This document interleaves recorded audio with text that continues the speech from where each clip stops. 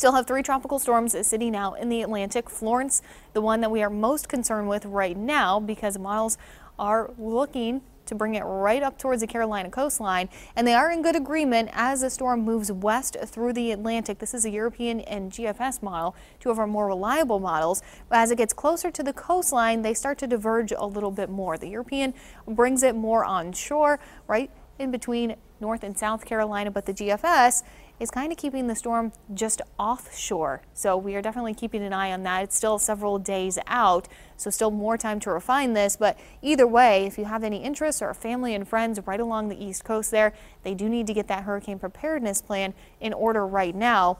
Winds still at 70 miles an hour, but as this moves over warmer Atlantic waters and then also into an area of lower wind shear, we're looking at rapid intensification over the next 12 to 36 hours, even getting back to about a Category 4 status towards the middle of next week. And then you can see that cone anywhere from South Carolina up into southern Virginia by Thursday into early Friday. So definitely keeping an eye on that. It's getting better organized. We're also seeing better organization with both Tropical Storm Isaac and Tropical Storm Helene.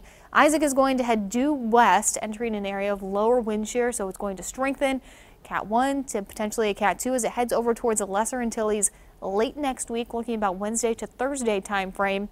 Once it gets into the Caribbean, though, we do have an area of some stronger wind shear that it's going to be contending with as it continues to try and pull off to the west. And then Tropical Storm Helene impacting the southern Cabo Verde Islands this morning, and you can see that's going to head out over open water, strengthening also over the next couple of days, but then towards the end of next week, also entering into more wind shear, so it will likely weaken at that point, and it's going to stay over the open Atlantic, so not impacting anyone either way.